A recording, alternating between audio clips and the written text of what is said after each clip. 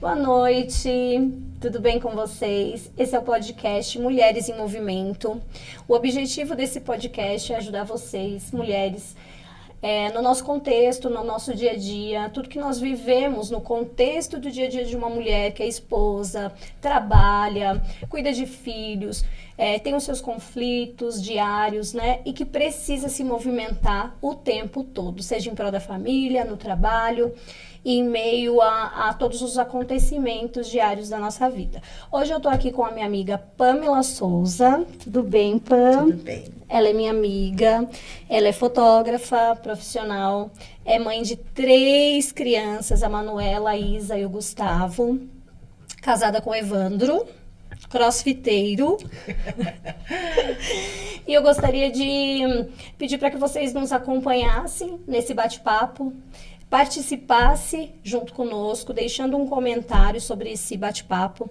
Gostaria que vocês acompanhassem, né, o vídeo e prestassem bem atenção, porque nós vamos falar aqui de uma situação, de um acontecimento da vida da Pamela, de uma perda. E como que foi esse processo, como que ela viveu essas fases e como ela se encontra hoje, como ela pode acrescentar na vida das pessoas que estão passando por esse processo ou já passaram e não conseguiram superar ainda esse processo. A gente fala que viúva é quem perde o marido, órfão quem perde os pais, mas nós não sabemos nominar quem perde um filho. Como que a gente pode chamar, né? Que nome que se dá? É inominável, né? E eu gostaria já de passar aqui a palavra para a Pamela e quero agradecer você pela coragem e honestidade de estar aqui conversando com a gente, expondo a sua história. Sim. E eu tenho certeza que o propósito é alcançar o máximo de mães que tenham passado por esse processo, que estejam passando por esse processo recente, para que elas possam encontrar força.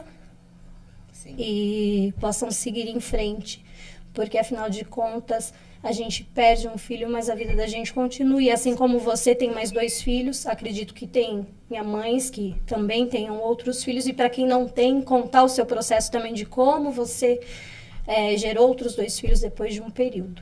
E eu gostaria que você começasse falando sobre essa primeira fase, né? Para quem não sabe, né? Eu vou contar agora. A Pamela, já falei que ela teve 3 filhos. A primeira foi a Manuela, a qual Deus recolheu. Foi a perda que ela teve. E eu gostaria que ela relatasse neste momento como que foi todo esse primeiro processo, né? Até chegar como você está hoje. Primeiramente, obrigada. É um prazer estar aqui com você no seu primeiro episódio. Poder falar de uma coisa que até mesmo você viveu comigo. E, bom, a primeira fase foi quando a Manuela, ela faleceu, eu tinha 3 anos. Tá? Então, com 1 aninho, ela começou a apresentar estomatite, febre, levei na médica, a médica só faltou falar, você é doida, ela não tem nada, fez todos os exames, enfim. E aí ela apresentou com 2 anos e 10 meses, mais ou menos, uma febre constante de 16 dias. E aí eu levei ela na médica, que é minha pediatra até hoje, ela disse, olha, eu vou fazer uma carta, ela precisa de uma internação, porque ela não tá bem. E ela tinha fígado e baço aumentado. E aí, fui para um pronto-socorro com ela, né, de Guarulhos. E aí, aglomerou um monte de médicos juntos ali. Eles queriam entender o caso dela, por quê? Ela tinha fígado e baço aumentado sem motivo aparente. E passamos pela internação. Ela foi direto para uma UTI, porque foi considerado uma infecção generalizada, por ser mais de um órgão. E ali, quando a equipe entrou e me falou isso, eu saí desesperada dali. Como, né? Minha filha estava brincando, correndo, pulando. Como que ela tá com uma infecção generalizada? E naquele momento eu saí dali e ajoelhei no corredor E ali, a partir daquele momento, eu tive digamos assim, uma chavinha virou. Porque eu achei que eu tinha fé. E eu não tinha fé. Eu tinha um pensamento positivo. Que é o que todo mundo acha, às vezes. Eu tenho fé, mas eu tinha um pensamento positivo. Que são duas coisas bem totalmente diferentes. Né? E eu ajoelhei ali eu falei com o Senhor, assim, de uma maneira clara. De uma maneira, assim, transparente, assim. Eu falei, Senhor, a minha filha, enfim. Ali eu ajoelhei, mas crendo que o Senhor faria. Em nenhum momento de todo o processo de internação, eu perdi a fé. Nenhum momento. E ela foi internada, ficou 14 dias na UTI, não se explicava o caso dela. Mãe, ela tem tudo e não tem nada. Foi diagnosticada somente com citomegalovírus. Citomegalovírus é um vírus oportunista, sim, mas não se explica o caso dela porque ela não tinha doença de base. Sim. Então, passamos pela primeira internação, ela saiu, foi para casa, e depois de uma semana ela voltou com febre. Voltamos para o hospital e ela já voltou com uma insuficiência cardiorrespiratória, precisando ser entubada e a gente passou por alguns processos assim. Internei ela em Arujá, não tinha profissional qualificado, porque a primeira internação dela foi lá em Santana. E eu falei, não, vou levar em Arujá mesmo, ela não tem nada, ela tá bem, a todo momento ela tá bem, não tem nada, é febre, vamos ver. E a gente passou essa madrugada ali, eu tive que fazer uma alta pedida e eu levar ela para voltar para o hospital de onde ela estava, porque lá eles sabiam que ela tinha todo o processo, enfim. Cheguei lá, o convênio não liberou dela entrar, ela estava tendo que tomar sangue na observação, então assim, foram muitos processos de luta mesmo, onde eu achei que eu tinha que agir com a força do meu braço. Muitas vezes. Eu ia lá, eu brigava, eu xingava, enfim. E aí ela entrou já precisando ser entubada. E a hora que ela estava sendo entubada, eu estava no corredor. Até veio uma médica fechar a porta, porque eu louvava muito alto. Porque eu tinha muita fé que aquilo iria passar. E passou, né? E ali a gente viveu esse processo de internação, melhora, piora, entuba, estuba. Até que no final do ano, vamos transferir ela, porque o convênio quer que transfira. E eu não queria. Eu falei, não, ela vai ficar aqui, ela tá tendo um tratamento aqui que ela vai ficar, e mais uma vez eu fui brigar. E a todo momento desse processo, se eu falar que o Senhor não tratou, ele deve ter feito muito mais, mas com o barulho do meu coração, eu não via esse agir de Deus. Mas o Senhor usou inúmeras pessoas. Enfermeira que quebrava protocolo, dá licença, eu vou fechar aqui e vou orar, tá bom? Você aceita que eu ore? Eu falei, aceito. Orava. E entubar de novo, eu ligava pra minha bispa e falava, bispa, vamos entubar ela de novo. Ora, ela falou, filha, eu vou orar. Eu falei, não, você vai orar agora. Viva a voz e fazia todo... Eu sempre agia muito com a força do meu braço, mas não perdia a fé, porque eu achava que eu tinha que fazer alguma coisa. E quem já teve um parente, alguém internado, sabe que ali a gente não tem... a gente não faz nada, a gente se sente inútil. Fica extremamente vulnerável, exatamente. Né? E o que você tinha ali, na verdade, era só a fé que você acabou descobrindo. Sim. Que não era um pensamento positivo. Não. Que você teve que desenvolver essa fé naquele momento. Isso. Com muito amadurecimento também, né? Porque é uma situação bem difícil. E eu acho que talvez eu não tivesse fé. Virou a chavinha realmente ali, no momento de dor, no momento de desespero. Eu falo, eu não tenho nada, eu só tenho Deus, então eu tenho tudo. Então, ali eu conhecia o Senhor de verdade. Sim. Ali eu tive um encontro com Deus, porque eu falava com Ele claramente. Brava, brigava, xingava, agradecia, aí voltava a brigar, enfim. Então, aí foram mudar ela de hospital por conta do convênio. E aí eu falei, não vai mudar. Não vai, eu vou brigar. Aí uma enfermeira me chamou de canto e falou assim, vem aqui, Pamela. O Senhor foi levado ao Gólgota como ovelha muda. ovelha muda. Ele era senhor. Você tá fazendo o quê? Aí eu silenciei, confiei no Senhor mais uma vez. E aí a gente chegou no hospital aqui em Guarulhos, e a médica falou pra mim, olha, eu só tratei 2 crianças com citomegalovírus, e as 2 morreram. Meu Deus. Aí eu olhei pra ela e falei, tá, mas a minha filha não vai morrer. Não tô dizendo isso, mas eu tenho que ser sincera. Uma profissional excelente, eu voltei lá ainda, ela até se assustou. O que você tá fazendo aqui? Eu falei, vim te agradecer, porque eu nunca te agradeci. Eu tenho o costume de falar que o clínico geral, ele acha que é Deus, o cirurgião tem certeza, eles têm um poder, né, de determinar a vida ou morte. Acho que é o dia a dia deles. Com certeza. Acaba se esfriando, né, enfim. Sim. E aí a gente começou mais um processo. Internação, tubo, ela puxava tubo, ela puxava tudo. E aí ela teve uma melhora, foi pro quarto, aí ela teve um estridor muito grande, acabou convulsionando, induziram ela ao coma. Quando ela voltou, ela já não me reconhecia. E uma das doutoras falou pra mim, falei, doutora, ela não me reconhece mais. Ela falou, não, ela te reconhece, ela só acha que você abandonou ela aqui. Então, assim, além de todo o processo, eu ouvi algumas coisas que doíam muito, né? Enfim, é o que eu falo, assim, que as pessoas têm que tomar um pouco de cuidado. A gente ouve muita coisa, assim, as pessoas falam sem pensar muitas vezes. Sim. E não sabe o processo que a pessoa está vivendo. Sim, mas essas palavras, quando você se lembra hoje, ainda te machuca de alguma forma ou não? Você conseguiu superar o que foi dito? Consegui. Do outro hospital, eu tinha muito rancor de uma enfermeira que, dentro de UTI, a gente não troca as crianças. Quem trocam são as enfermeiras. E aí, a Manuela já tinha saído da fralda. Voltou a usar a fralda dentro de UTI. Sim. E aí, eu falei, então, precisa trocar ela. Ela falou, troca você. Porque eu realmente era insuportável. Eu queria ver ficha, eu queria ver tudo. Por que tá tomando isso? Por que tá fazendo aquilo? Pesquisava, afrontava, perguntava. Afrontava não, confrontava, né? E aí, ela falou, troca você.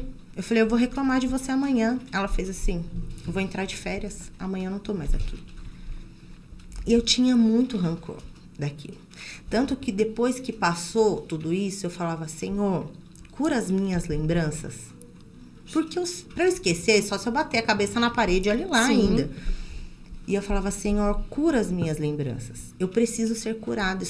Eu penso nessa mulher todos os dias. Sim. Eu queria processar, eu queria fazer, acontecer. Eu tinha muito rancor. E aquilo me fazia mal. Então eu falei, não, eu não posso esquecer. Então, Senhor, cura as minhas lembranças. Sim. Isso também foi um processo pós-morte. Sim. Processo de luto. Sim. Eu tive que pedir muito pro Senhor curar as minhas lembranças. Porque por eu ser uma mãe que em cima e procurava saber, chata, por que tá saturando, por que único tá tomando, filho. Nova. Eu tive a Manuela, eu tinha 24 para 25 anos. Sim. Nessa época eu tinha 28 anos, né? Sempre fui muito autoritária, então eu queria ter o controle da situação. A todo momento eu queria ter o controle. Então eu entendia que eu era muito chata. E aí mais chata diante de um problema que não era tão pequeno também, né? Porque a gente está falando de um filho internado com risco, porque eu acredito que naquele momento, talvez, mesmo que com fé, né, nos momentos que a nossa fé se abala, a gente pensa coisas ruins. Então, eu acredito que nesse processo, em algum momento, você chegou a pensar assim, poxa, de repente eu posso perder a minha filha, eu preciso fazer...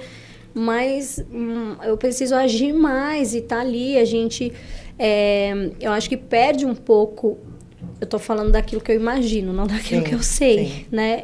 Eu acho que perde um pouco essa coisa da noção, sabe? De quem tá no controle, quem tá fazendo o que, até porque a gente tem o instinto maternal, né? Você quer tirar aquilo do filho, você quer arrancar aquilo de qualquer forma. Sim. Né? Então, quando o filho da gente tem uma gripe, uma dor de garganta, qualquer coisa mais simples, a gente já imagina numa situação como essa, quer arrancar a criança dali e falar, olha, né? Então é entendível.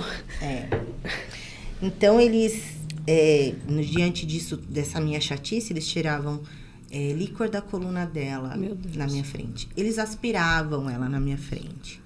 Né? Quando ela estava induzida ao coma nos últimos tempos, então, na hora de aspirar, tocava a traqueia, ela tinha, sabe? Então, alguns espaços. Né? E elas falavam, você tem que ver, até porque se ela for para casa, você vai ter que fazer isso.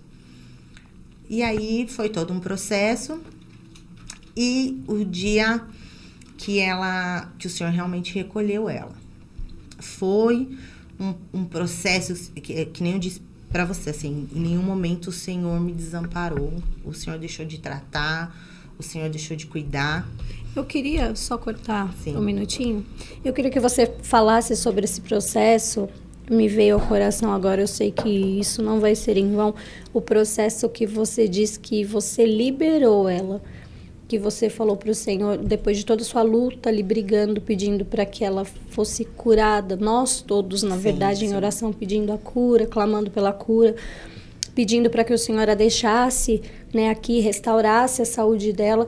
Como que foi o processo, o último suspiro de você dizer assim, não, Senhor, eu não aguento mais, está doendo muito tudo isso aqui, eu não sei se eu consigo levar adiante tudo isso aqui, eu libero ela, o Senhor, seja feita a sua vontade. Eu queria que você relatasse um pouquinho isso, porque acredito que possa chegar ao coração de alguém. Sim.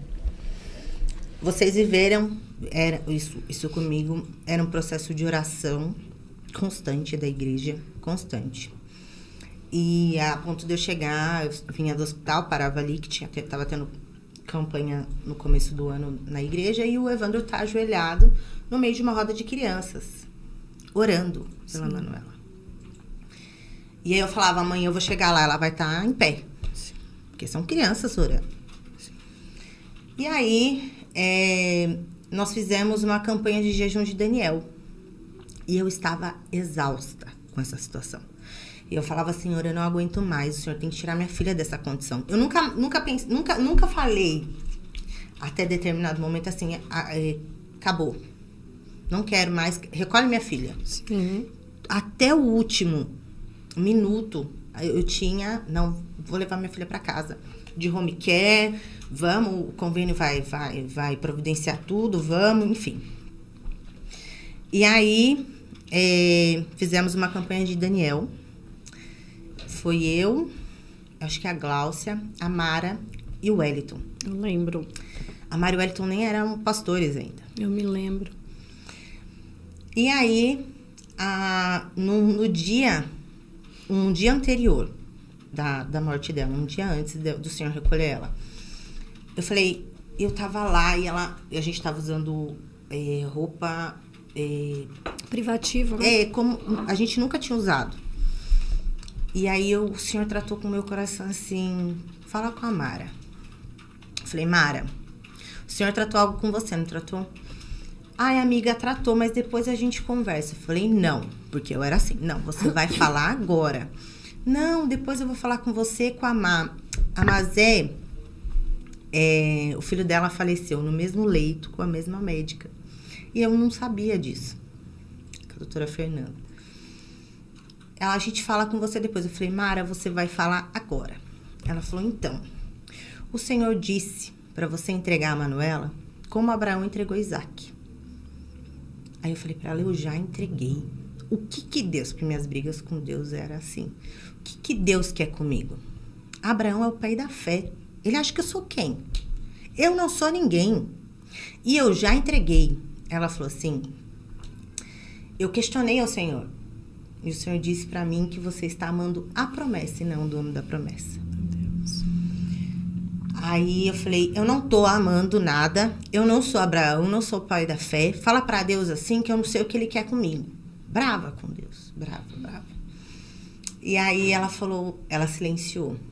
E aí eu fui embora. E aí chegou uma médica lá falando, mas você tem que tirar ela daqui, levar ela lá pro... aquele hospital grande em São Paulo, das clínicas. O Hospital das Clínicas, o HC. Aí eu falei, doutora, quantos anos você tem de medicina?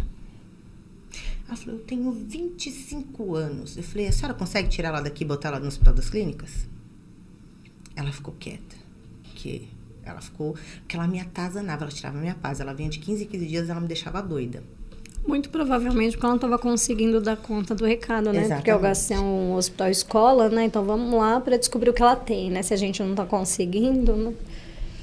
Aí eu falei pra ela, se a senhora não consegue, a senhora acha que o quê? Que eu vou pra uma cama de leito lá? Ficar lá na porta pedindo vaga pra minha filha? Eu falei, a senhora não tem domínio de nada. Quem manda na minha filha é o Senhor. Quem fala sim, quem fala não pra ela é o Senhor, não é você. Ela silenciou, porque realmente ela tirava minha paz. De 15 em 15 dias ela vinha e falava um monte pra mim. Sua filha é isso, sua filha é aquilo, você tem que fazer, você tem que fazer. E aí eu me sentia mais impotente ainda do que eu era. E eu vim embora. Veio eu e o Evandro. O Evandro foi lá também, foi me buscar. E a gente não contou nada pra ninguém. Pra ninguém. E aí, ele tinha uma cirurgia no outro dia. Só que eu tinha entendido 18h30. Eu falei, é 18h30. Ela falou, é 18h30. Só que era 6h30 da manhã que ele tinha que estar no hospital. E o Evandro trabalha com caminhão. Nesse dia era pra ele estar levando material na Tamoios. Então ele estaria muito longe pra eu chamar ele.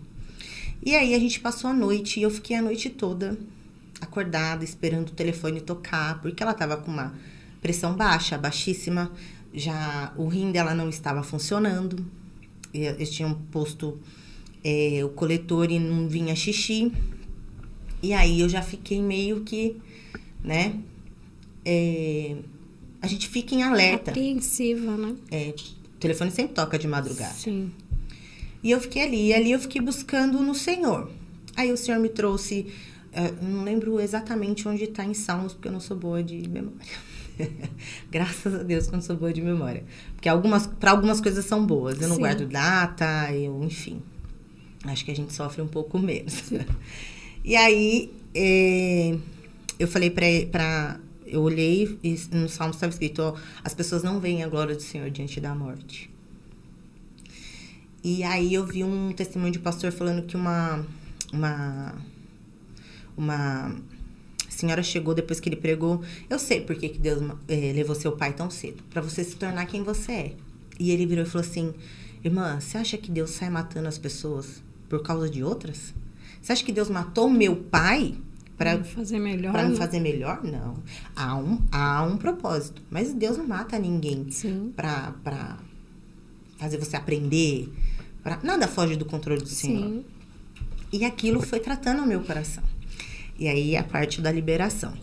Elas ligaram de manhã. Pamela, eu falei, oi.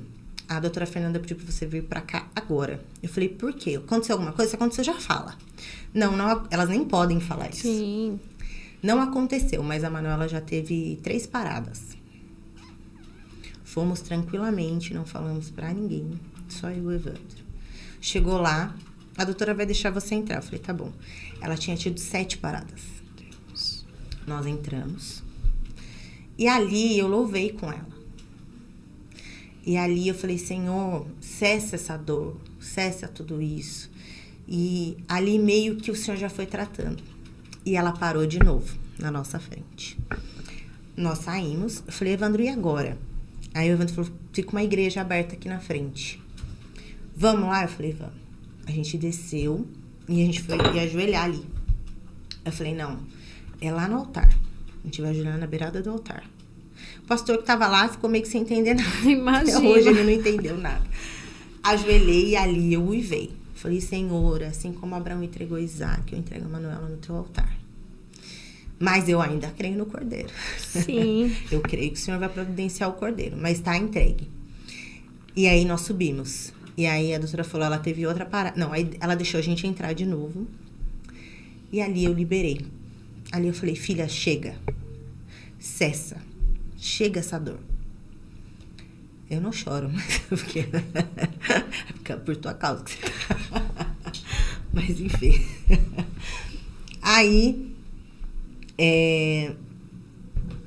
ela parou de novo e a gente saiu de dentro da sala. E aí eu só vi a enfermeira vindo assim, ó, com o carrinho, e entrou. E ali a gente entrou depois, e eu falei, e aí, doutora, ela realmente não resistiu. Eu falei, mas a frieza dos médicos é tão grande. Eu falei, mas ela ainda tá, né? Porque tava no respirador. Ela abriu o olho pra eu ver que ela não tinha mais vida e tudo. E ali eu questionei o Senhor. Falei, Senhor, se fosse para sofrer tanto, por que o Senhor já não recolheu de vez? Aí o Evandro falou, não faz isso. Aí eu parei. O Evandro me reteve, porque eu já estava questionando o Senhor ali. O Evandro, não faz isso. Aí eu lembro que a Mazé falou pra mim, eu queria uma tira do cabelo do Gui. Eu não tive. Eu falei, você tem uma tesoura? A enfermeira, pra quê? O que você quer com a tesoura? Tipo, e elas andam, e é engraçado porque elas andam com tantas coisas dentro do bolso, né? Ela mas pra quê? Aí eu falei, não, pra cortar um pedaço. E eu não consegui, ela cortou pra mim e eu tenho essa mecha até hoje. Então, esse foi o processo de a gente liberar e chegou e falou pra todo mundo. Abalou muita gente. Sim. Porque a todo momento, todo mundo falava, não é pra morte, é pra vida. É fé, é propósito de fé. Sim. Então, essas pessoas que me cercaram, foram muito cobradas. Sim. Vocês foram muito cobradas, questionadas. Muitas vezes encurralada. Mas por quê? Ué, vocês não oraram? Vocês não... Sabe? Eu me lembro que um dia antes de acontecer tudo, eu peguei o ônibus, porque eu trabalhava no Beneficência Portuguesa, eu não vou me esquecer desse dia. E eu peguei o ônibus para vir embora e eu senti um vazio muito grande dentro do meu peito, muito inexplicável.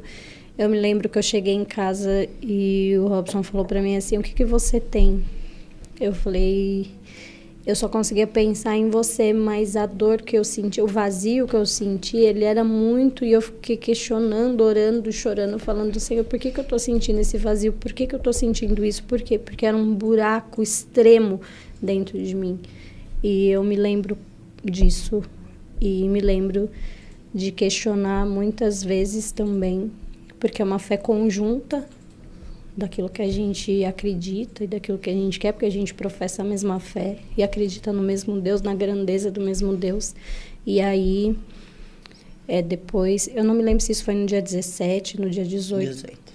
E aí logo depois, no outro dia, a Juliana já me mandou, na hora do almoço, que eu até vim embora, né, pedi liberação. E ela falou assim, Camila, aconteceu, o senhor recolheu a Manuzinha. E ali, realmente, né, a gente ficou sem chão e com muitos questionamentos, né? Sim. Porque a gente crê num Deus que cura, Sim. né? Num Deus que a gente profetiza a cura, profetiza a vida, né? A vida em abundância, mas a gente esquece que existe vida em abundância quando Deus recolhe. Sim. Também. E com a clareza daquilo que a gente acredita, de que ela morreu imaculada, sem pecado, né? Uma criança ali sem pecado. Eu até ouvi esses dias o Matheus, da Jéssica. Ele falou, eu perdi meu filho. Não, eu não perdi. A gente só perde aquilo que a gente não sabe onde está. Sim, exatamente. Então, eu não perdi, o Senhor colheu. Então, achei aquilo incrível dele falar, sim, realmente, eu não perdi minha filha. Sim. Eu sei onde ela está. Sim, e um conforto de saber que a gente vai reencontrar. Sim. É claro que a gente pensa muito isso, né? A Lara que conviveu mais com ela, às vezes fala, como será que ela ia estar agora? Sim. Como será que ia... Sim, as crianças será falam que ia muito estar daquele dela. jeito, causando, quieta? Será como que ela ia estar, né? Com aquela personalidade dela, meio Pamela, meio... quieta que nem Evandro, mas meio brava que nem você, né? Então, como que ela estaria agora, sim, né? A gente se questiona, mas eu creio que não foi um aprendizado só para você, sim, né? Embora a dor seja só sua, seja do Evandro, a dor maior, né? De sentir, sim, isso. Mas acredito que ensinou todos nós no âmbito da fé e de entender aquilo que Deus quer. E, sim, que quando Ele quer, a gente não consegue... Tem um salmo que diz que quem ousa contender, né, com o Senhor? Quem somos nós para contender, para dar ordem, né? Ó, o Senhor vai fazer isso aqui. Deus... Tá vendo? Eu tô mandando, sim, o senhor fazer isso aqui, sim, agora. Não, a gente respeita, né, a vontade, aceita uma outra situação, sim, né? Primeiro a gente respeita aquele processo. Eu acho que a parte da aceitação ela é muito mais difícil, porque eu acredito que você tenha questionamentos até hoje, mesmo ele sendo menos profundos, eu acho. Sim. Né? Te causando menos dor, talvez com mais entendimento, né? Sim. O pós-luto, né? Até que nem eu falo, se a gente parar para ver, o Senhor tratou e cuidou a todo momento. Quando eu parecia doida, não sei se você lembra, mas ela desceu à sepultura, jogaram a terra, o Senhor falou alto, nítido, ela não está aqui. Eu saí para todo mundo, ó, ela não tá aqui, tá? Eu saí consolando as pessoas. Sim, todo o tempo. Assim, saí feito doida, consolando as pessoas. Até cheguei no meu pai e falei, pai, ela não tá aqui, tá? Ela está no Senhor. Aí eu falei, até vocês estavam junto comigo. Sim. E a bispa falou, glória a Deus, né? Glória a Deus por isso, enfim. Sim. E aí, no outro dia que a gente enterrou ela, foi uma pastora lá. É a mãe do Rogério. Eu não lembro o nome dela. Eu sou ruim de lembrar nome. Eu sou péssima. A gente vai ter que arrumar um remedinho aí pra memória. Ginkgo biloba. É isso, né? Ela foi no outro dia lá e ela foi ministrar a vida da gente. A hora que a gente acordou, a gente ficou ali anestesiado. E agora? Sim. Como vai ser? Sim. E aí ela chegou pra mim e falou assim... Pode o barro, sendo barro, na mão do oleiro, ser quebrado e o Senhor quebrar e ele refazer o vaso, esse vaso, sendo barro, olhar para o Criador e dizer, por quê? Sim. Pra quê?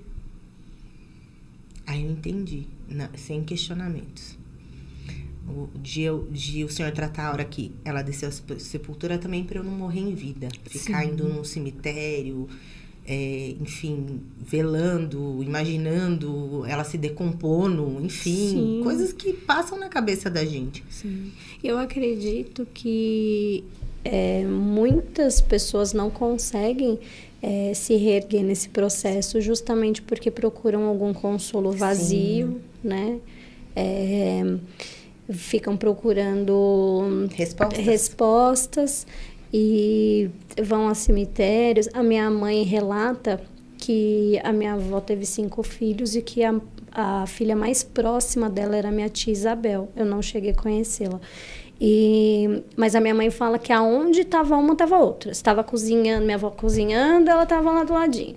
Se estava lá, sei lá, costurando, fazendo crochê, ela estava lá também. Para tomar um vinho, carcar, as duas estavam lá também. Para ir no médico, fazer perícia, minha mãe fala assim, as duas tomavam vinho para subir a pressão para fazer. Então, diz que para arte, para tudo, as duas estavam juntas. E quando ela faleceu, ela teve um AVC e faleceu muito jovem, né? Eu acho que tinha 37, 38 anos. A minha mãe conta que a minha avó diariamente ia no cemitério tentar desenterrar ela. Olha, vira loucura. Uhum. E aí, o meu tio mais velho, né, que depois ficou cuidando da minha avó, falou que toda noite tinha que vigiar minha avó, porque quando sumia, podia procurar ela, que ela estava no cemitério tentando desenterrar. Tamanha era a dor que ela sentia. E ela faleceu, assim, carregando muitas coisas, assim, mesmo com 84 anos. Sim. Algumas coisas dessa a gente dessa morre perda. Em vida. Se a gente... se apegar àquilo, né? Sim. Há um tempo, a gente estava estudando aí sobre um livro, e nesse livro fala que a gente não entende a morte porque nós fomos condicionados pelo Senhor à vida eterna. Sim. Por isso a gente não entende essa separação Sim. temporária. A gente não entende porque fomos limitados à vida eterna. Sim. Então, a gente não consegue entender a morte. A gente não... somos totalmente limitados a isso, né? Mas existe um propósito, porque fomos condicionados à vida eterna. Sim. Então, pós-luto, eu me tornei uma pessoa fria, intolerante. Eu era muito intolerante com a dor das pessoas. Extremamente intolerante. As pessoas chegavam pra mim e falavam, eu não tinha paciência. Porque eu pensava assim, eu tive a pior dor da vida. Ai, a pessoa tá sofrendo por isso? Tá. de chegar, às vezes, a pessoa comparar, eu tô sofrendo uma separação, você entende minha dor, eu pensava, gente, não tem nada a ver uma coisa com a outra. O marido se arruma outro, o filho se vai arrumar outro, não vai arrumar outro, né? Então, eu me tornei um pouco... Credo, você pensava assim quando eu te contava algum problema? Eu era extremamente intolerante, tanto que eu me tornei uma pessoa grossa, a ponto de ser muitas vezes mal educada, sem filtro, falar algumas coisas, porque eu achava no direito de falar, porque eu sofri. Sim. Sofri mais do que todo mundo, e não é assim. Cada um tem sua cruz. O seu dia mal de hoje pode ser a mesma dor do meu dia mal. Sim. Sendo ou não parecido. E a gente tem que ter essa empatia. Sim. Né?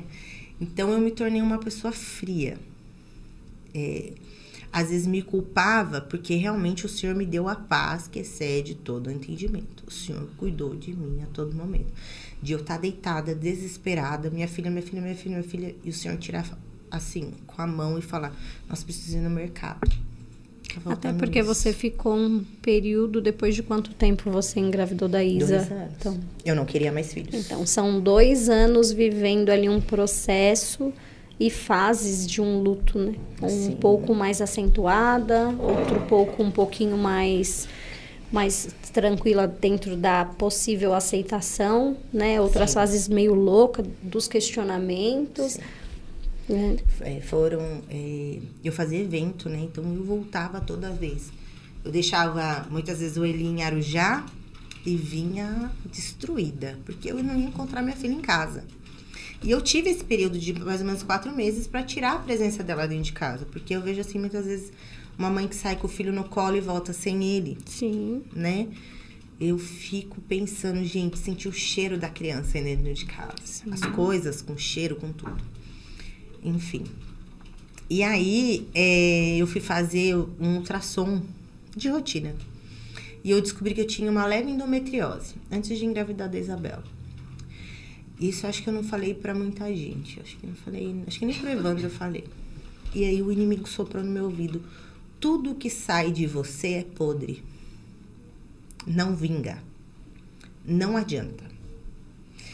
E aquilo me doeu muito, porque foi uma afronta, assim, muito grande. Eu tive muitas afrontas. Afrontas de pessoas que falavam que eu já estava grávida. Sim. Eu queria muito sonhar com a minha filha. Vinha outras pessoas e falavam, você encontra sua filha todas as noites? Porque eu encontro meu marido todas as noites, em sonhos e não sei o quê. E aí, aquilo me confrontava, mas eu tinha entendimento. Sim. Eu tinha entendimento que na Bíblia está escrito, não invocai aos mortos. Sim. Não invocai, a gente não tem que invocar pessoas mortas. A gente não tem que falar com pessoas mortas, né? Tipo, eu sou cristã, eu creio, não creio só numa parte da Bíblia, naquilo que me é favorável. Sim. Eu tenho que crer naquilo tudo. Para deixar bem frisado aqui, da fé que a gente professa, que nós somos cristãs, né? Então, a gente é cristã, evangélicos, segundo a Veja. Isto é, mas a gente crer nisso, né? Como você disse, não tem como crer só numa parte, né? Respeitando, né? Respeito. Mas aquele que tem a fé dele, ele crê de A a Z. Sim. E na minha fé eu creio de A a Z. Não vou tirar aquilo que é bom pra mim, confortável pra mim, e buscar em outros lugares o que porque aquilo ali também me confronta. Sim, até porque você decidiu ter o entendimento do processo, do acontecimento e da escolha de Deus para tua vida. Então não tem como você deixar, eu entendo, mas eu vou procurar outras vertentes para me satisfazer, para suprir. Não, você entendeu que Deus supre todas as suas necessidades em todas as suas coisas e te mantém de pé todos os dias. Sim, com muito temor. Sim. Porque a gente tá apto a cair, sem acusar e apontar ninguém. Sim, porque nem todos os dias você também tá 100%. Tem dia que é 60, tem dia que é 90, né? Tem dia que é 1%, não, Senhor. Todo o processo. Hoje sobreveio todos os processos sobre a minha vida. Veio o sentimento de culpa, de perda, de todas as coisas juntas e questionamento. E por que eu tenho feito? Porque sou eu? Porque comigo? Não poderia ser com outra pessoa? Porque eu tô passando por isso. O que eu fiz? Pra merecer. Exatamente, como se fosse um merecimento, né? né? Eu vou escolher você, Pamela, porque você merece passar por isso, né? Então, eu acredito que tem dias que e é natural, porque somos seres humanos e a gente conflita o tempo todo, né? O bom é que a gente sabe onde buscar a resposta para os nossos questionamentos. Exatamente. Onde é o único lugar que eu achei que a paz que excede todo entendimento. O que é isso? Tá desmoronando, mas você está em paz, porque você confia no Senhor. E eu escolhi deixar o Senhor cuidar de mim do que eu brigar com Ele, confrontar. Nada que eu fizesse, nenhuma atitude que eu fizesse ia trazer minha filha de volta. Eu gostei disso que você falou. Eu escolhi deixar Deus cuidar de mim. Isso. E é o que Ele tem feito. Até hoje. E aí eu passei por esse processo e num final de culto, a bispa foi terminar o culto. Só que por essa intimidade que a gente tem com ela, porque ela é uma mãe, uma pastora, uma amiga, enfim, a gente pode dar... Eu quero ser como ela, né? Sim. A gente fala sobre isso, a gente quer ser como ela, quer orar como ela, quer falar como ela. Exemplo de muitas coisas. Ela passou por N processos, enfim, é uma pessoa extremamente admirável. E aí, ela falou, vou terminar o culto, mas eu não tô conseguindo, mas eu vou terminar. Mas antes, deixa eu falar uma coisa. Pamela, Evandro, o Senhor tá dando um presente para vocês. Eu não sei o que é, mas o Senhor tá enviando um presente para vocês. Aí eu falei, amém. Eu falei, o que será que é? Na mesma semana, fiz um teste de gravidez. Você foi comigo. E lá eu descobri que estava grávida da Isabela. Isso era uma quarta-feira, quinta-feira foi... Não, era quinta-feira, sexta-feira foi feriado. E eu comecei a sentir a dor na endometriose, na onde eu tinha essa dor. E doía, não tinha médico aberto, nenhuma clínica. Aí eu fui no Dr. Orlando na segunda-feira. Entrei, a secretária dele falou, não tem horário, não vai te atender. Eu falei, tá bom, tudo bem, vou embora. Aí eu encontrei Carlete bem na porta, a esposa dele.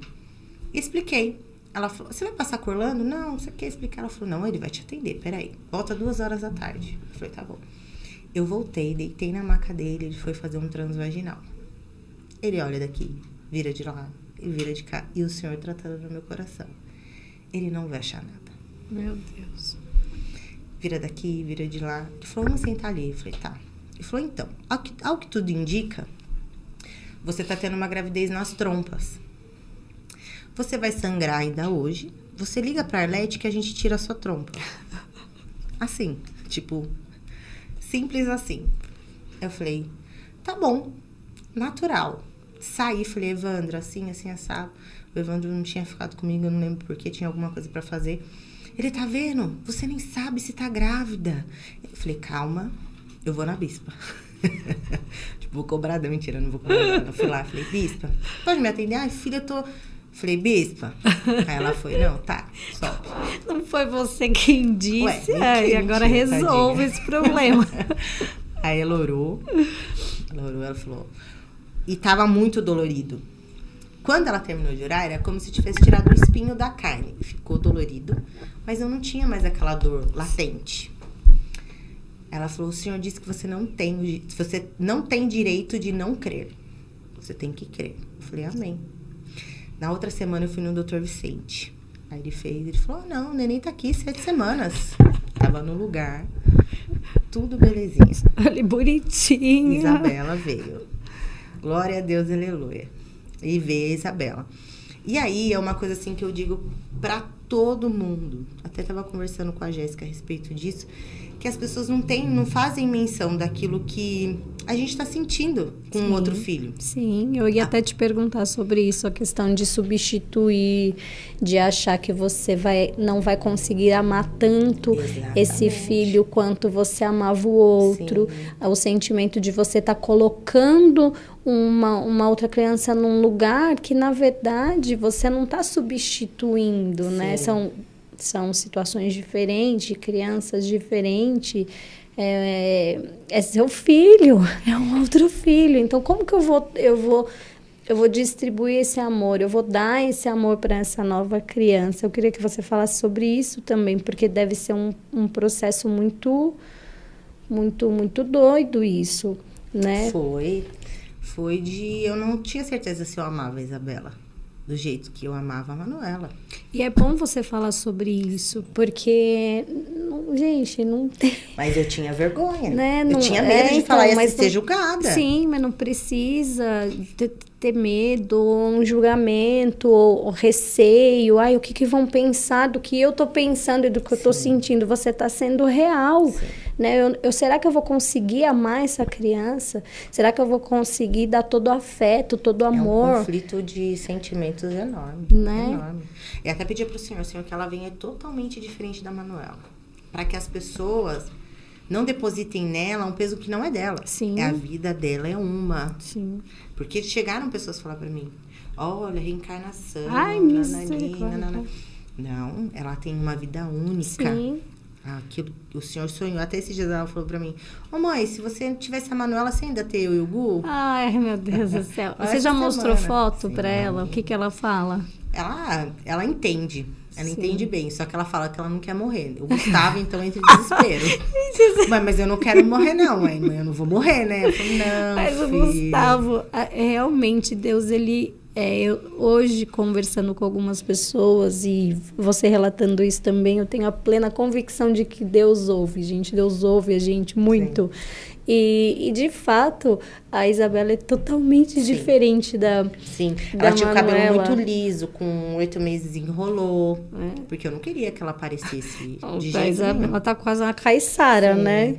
Meu Deus do céu. Então, ela é totalmente diferente. O olho dela, a fisionomia dela é totalmente diferente. Ela é quietinha igual a Sim. Manuela, mas é bem diferente. De emburradinha, Sim. assim, mas é muito... Fisicamente, é muito diferente. Sim. O Gustavo, se botar uma roupa de menino, um lacinho, já não sei. Porque já é a cara... é a cara dela. Então, foi um processo de eu não entender. E eu acredito que a Isabela é muito chorona até hoje. Tanto que eu fazia evento, eu tinha que... A Lei ia comigo, com ela, porque ela tinha que ela tinha que me ver. Ela tem até hoje um medo de me perder. Absurdo, ela fica... Sim. Eu tô trabalhando, ela tá atrás de mim no computador. Então, ela é muito, muito apegada. Quer dormir, ela vem de madrugada. Mãe, eu quero você, mas meu filho, eu tô aqui. Me deixa dormir, pelo amor de Deus. Já não deixou muito acordada. E aí, depois veio o Gustavo. O Gustavo, prematuro, nasceu de 34 semanas. Lá vai eu enfrentar uma UTI de novo com o filho. E viver todas aquelas situações. E aí, é o que eu digo, assim... Muitas vezes, o Senhor nos leva ao nosso lugar de dor. De maior dor, pra gente ser curado de algumas coisas que ainda não foram curadas, entendeu? Que no momento certo, ele vai te levar nesse lugar pra fechar mesmo algumas feridas, né? E aí, entrei, plena. Tô curada, tranquilo, já sei tudo o que se passa aqui, quase uma médica. Não, ele vai ficar bem, mas... Regula esse monitor, arruma isso daí, arruma essa... Porque ele está saturando desta maneira. Enfim. Esses batimentos cardíacos, eu já sei tudo. Daqui, dá o prontuário dele aí que eu que vou... eu que vou falar o que ele está tomando tá certo. E aí, ele veio mamar, começou a amamentação, enfim, ótimo, vamos sair daqui. E eu dei mamar às 6 horas da manhã, 9 horas da manhã eu voltei pra dar mamar de novo, o menino tava cheio de fio. Aí eu falei, por que ele tá assim? A enfermeira, uma pastora, por que ele tá assim? Ela não me entendeu, me respondeu. Nossa, eu fiquei tão brava com ela. De novo. Querendo matar os profissionais da saúde. Nova velha criatura querendo, né? Aí eu falei pra ela, por quê? Não, porque ele fez uma pausa respiratória. E foram várias pausas respiratórias, então a gente não pode correr o risco dele mamar. A gente tem que observar para ver se ele não vai fazer, se vai ter que pôr no oxigênio, não sei o quê. Ali eu abaixei a cabeça e eu chorei. Eu falei, Senhor, eu já não te provei que eu te amo? O Senhor me bota dentro de uma UTI de novo com um filho? O que o Senhor quer de mim? Brava com Deus. E depois eu vi que isso agrada o coração do Senhor. Porque você ser sincero, o Senhor sabe do seu coração, o Senhor sabe do que você está sentindo. Sim. Então, quando você é sincera, completamente sincera com o Senhor, ele vem e ele se agrada, né? Enfim. E aí, saímos dessa situação, glória a Deus, hoje tá aí os dois lindos. Tudo isso para te chamar de loira do banheiro. Terrível. Mostrei uma foto super loira pra ele falou, 3 anos. Não sei da onde, nem sabia. Pra mim já tava extinta a loira do banheiro. A mim também, né? A loira do banheiro. Tipo, ele é muito gozador. Tipo, demais. Demais. Ele é demais. Eu olho pra eles e glorifico a Deus pela vida deles. Porque realmente é a minha dupla honra. Sim, exatamente. Minha dupla honra. Isso também foi profetizado sobre sua vida várias vezes dentro da igreja. Sim. E por pessoas que amam a sua vida, inclusive pela Bispo Beatriz também, que o Senhor traria dupla honra na tua vida. E eu creio que tá aí, Deus te deu um menino e uma menina, né? Sim. Uma dupla honra mesmo. E é grandioso ver a forma como essa sua dor, essa sua história traz um impacto na vida de outras pessoas. Porque sempre que a gente conversa, você faz eventos como fotógrafa profissional e você sempre relata que conversa com alguém, que precisa contar a sua história para alguém. Recentemente você falou que conversou com uma senhora ou com uma moça, né, que ficou super prestando atenção, acho que foi num casamento, não me lembro. Um aniversário. E que depois ela cortei falou a brisa assim... dela, tadinha. Fala muito louca. Né? Eu cortei. Ficou tão sério o assunto, né? Tadinha. Mas você falou que depois ela falou assim, vem aqui terminar a conversa. Isso, interromperam. Eu falei, bom, essa é a deixa dela sair fora dessa conversa pesada que tá cortando a brisa dela. Esse assunto. E ela não crê em Deus. Sim. Não sei se passou, enfim.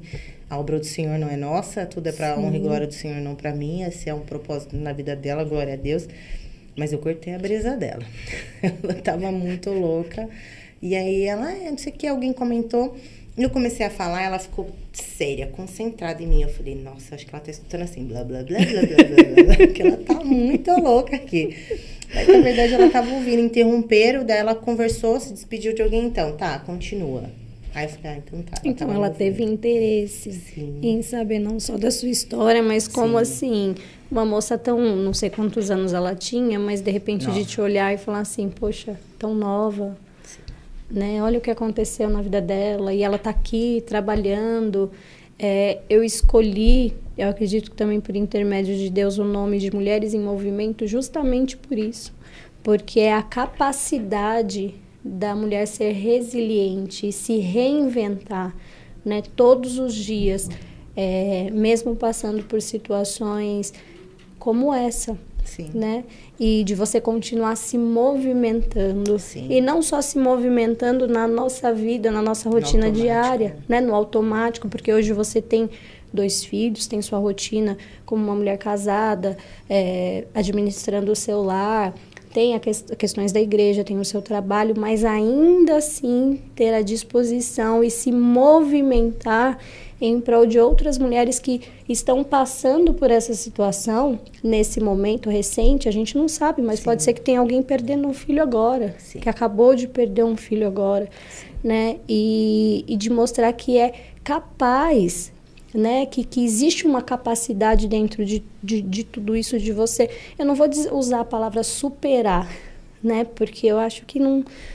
Eu não sei se superação é uma palavra que cabe, sabe? Sim. Mas de ter o entendimento do propósito, de ter o entendimento ali, de romper a dor, sabe? Falar, eu vou continuar vivendo porque outras pessoas precisam de mim. Sim. Eu vivi isso. Nesses 2 anos que eu não tinha filho, eu falava, gente, eu preciso... Se eu chorar aqui... Eu chegava, as pessoas choravam. Eu falava, mano, se eu chorar aqui, eu quero ver o que vocês vão fazer. Sim. Porque eu que tinha que consolar. Eu fiquei 1 ano consolando todo mundo. As pessoas me viam, choravam. E, enfim, algumas falavam, por que a gente orou? Por que orou tanto? E eu falava, não é assim, é um propósito, é o Senhor. E eu que estava precisando, às vezes, de uma palavra, eu tinha que dar essa palavra, Mas essa é a parte mais legal de servir, às vezes. Eu tenho o hábito de dizer que é melhor servir do que ser servido. E a gente geralmente serve ou tem que encontrar disponibilidade quando a gente não quer. É o famoso dar quando você não tem. Né? Você não tem o que, ou você acha que não tem o que dar, né? E é legal que depois você acaba até ficando bem. É um processo de cura. Exatamente. É um processo de cura. Às vezes a gente está precisando de uma cura e alguém que precisa vir até a gente, o Senhor usa a vida da gente para que a gente possa falar e você percebe que a gente fala o que a gente precisa ouvir? Exatamente. A gente fala e deveria se escutar. Sim. Porque a gente está ali todo o tempo falando, não, seja forte. É um processo. Deus está nisso. E a gente precisa se ouvir. Porque a gente está falando pra gente mesmo. Às vezes a gente está sem fé nenhuma. Nenhuma. Zero. Né? Bateria, Aí você mantém ali, porque não, eu preciso... o lado racional, né, da gente. Exatamente. Não preciso falar aqui, porque essa pessoa está precisando, enfim. Sim. E é uma passagem da sua vida muito triste, mas gloriosa, porque a palavra fala que toda tribulação ela é leve e momentânea e produz em nós peso de glória. É difícil ter o entendimento, né, a tribulação leve e momentânea, porque parece quem está dentro dessa situação. Como que você pode chamar de leve e momentânea? Você tem que realmente... É aquilo que eu falei. Eu quis viver isso. Escolha. Sim. O lado racional da gente tem que falar mais alto diante de algumas dores, de algumas situações. Aquele barulho todo e você parar e falar, não, peraí. Eu sirvo ao Senhor, deixa eu ver aqui. Né? Parar e falar, não, agora... Ok, Senhor, qual é o propósito disso? Como que vai ser? E aí ele vem com tudo aquilo que ele te prometeu. A paz que excede todo entendimento, leve e momentânea. A vontade do Senhor é boa, perfeita e agradável. E aí você começa a viver isso. E aí eu passei a desejar a Cristo, a volta de Cristo. Entender um pouco mais do que é a morte, né? Que eu não perdi a minha filha, eu sei onde ela está, né? E o milagre disso tudo sou eu. Sim. A gente ora por um milagre, o milagre de tudo isso sou eu. A Eixla falou isso. O milagre sou eu. O milagre sou eu. O milagre é você estar de pé, se manter em pé e ter essa disponibilidade de estar aqui falando sobre isso. Eu acredito que não são todas as pessoas que conseguem falar sobre isso. A gente só teve uma pausa, né, dramática aqui, e eu queria deixar um salmo, falar de um salmo que eu li hoje, que eu acho que eu penso que tem muito a ver com o que aconteceu com você, o que tem acontecido com algumas mulheres, mas quero falar diretamente com você porque acompanha a sua história.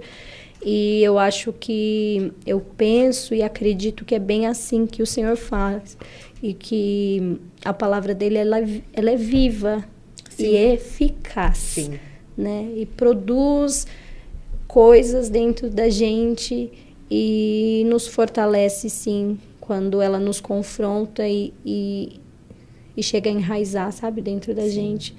E diz assim no Salmo 73, versículo 26, a minha carne e o meu coração desfalecem, mas Deus é a fortaleza do meu coração e a minha porção para sempre. E eu acho que muitas vezes tenho a certeza de que a sua alma, a sua carne e o seu coração desfaleceram, mas Deus foi a fortaleza do seu coração e tem sido a sua porção e vai ser até a eternidade.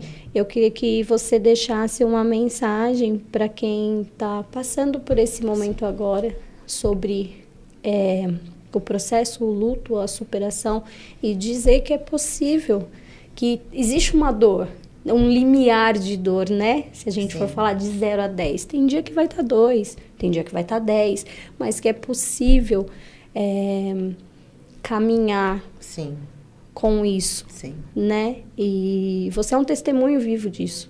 Então, eu queria que partisse de você, o que você pode deixar aqui nesse momento para essas mães, para essas mulheres que precisam ouvir alguma coisa. Bom, existe um Deus real, Deus vivo, Deus amigo, e que Ele conhece o nosso íntimo, a nossa dor, o nosso lado ruim, e nós somos inconstantes, mas Ele não muda. O Senhor é constante, o Senhor não muda, Ele não muda nada. Eu posso fazer a pior coisa do mundo hoje, o Senhor não muda. Então, em meio à inconstância, procure quem é constante, que é o Senhor. Sim. Rasgue, briga com Deus, mas com Deus. Chore para o Senhor. Se desespere no Senhor. E deixe o Senhor cuidar. O Senhor quer cuidar, o Senhor quer pôr no colo. Eu falei, Senhor, me põe no colo. Sim. Eu preciso de colo. Eu não sei como eu vou fazer com essa dor. Eu não sei como eu vou sobreviver. Mas o Senhor é o dono de tudo. O Senhor é o dono do tempo. O Senhor sabia o futuro da minha filha. Sim. Talvez se eu batesse o pé e falasse, eu quero ela aqui. O Senhor vai falar, tá bom, tá aqui. Mas você vai prestar contas dela para mim. Sim. E se eu tiver que prestar contas de alguém, e se ela se perde? Sim. E se algo acontece com ela e eu perco a alma dela e não vai para o Senhor?